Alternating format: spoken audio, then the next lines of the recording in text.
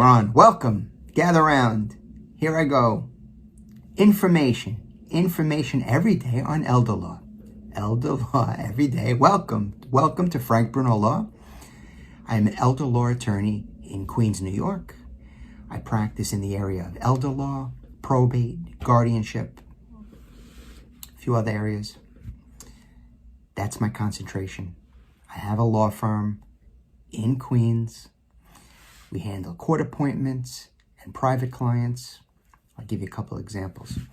So my thought for today was to tell you about an inquiry I had from an existing client.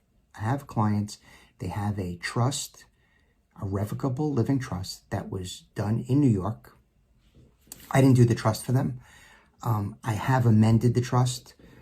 They had some assets that they reallocated. They moved things around. Now, a couple, a husband and wife, they bought a they bought a condominium in Florida. They bought it in their individual names. So they came to visit me at my office. I had nothing to do with the Florida transaction.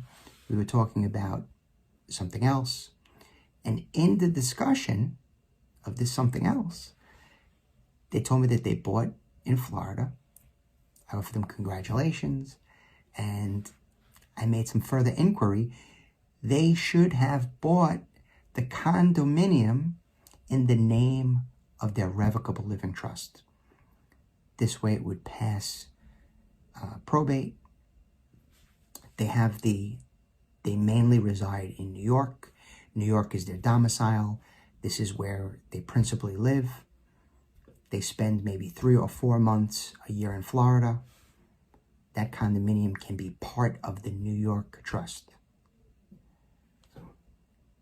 I had to speak to their Florida attorney,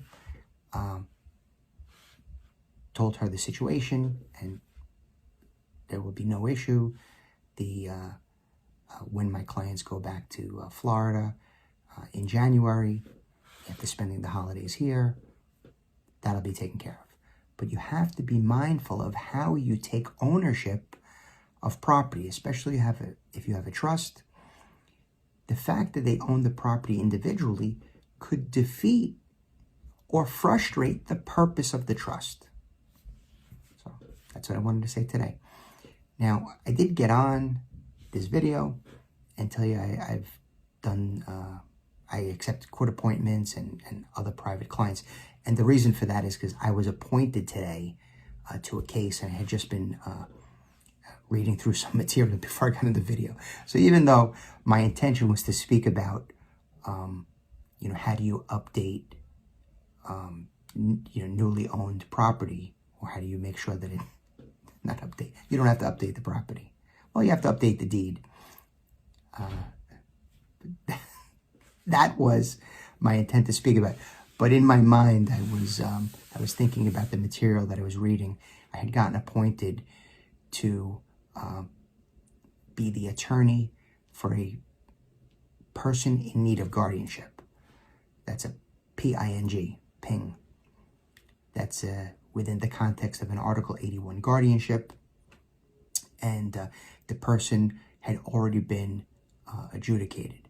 Right? There's an Article 81 proceeding. A person is seeking to be the guardian of another adult person based on some alleged incapacity.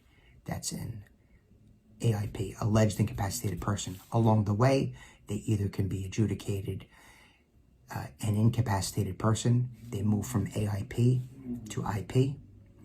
Along the way, there could be a resolution by settlement, and the person could consent and acknowledge that they're a person in need of a guardianship.